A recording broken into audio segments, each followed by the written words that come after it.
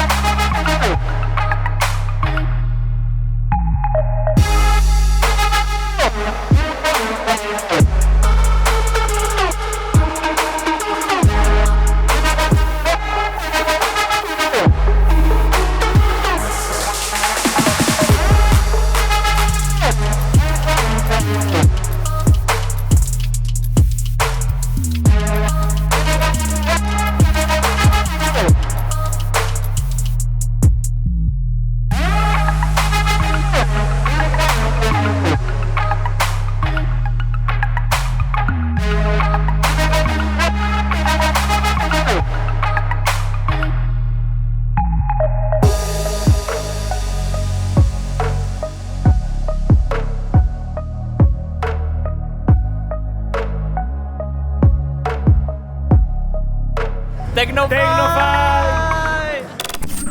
TecnoFight.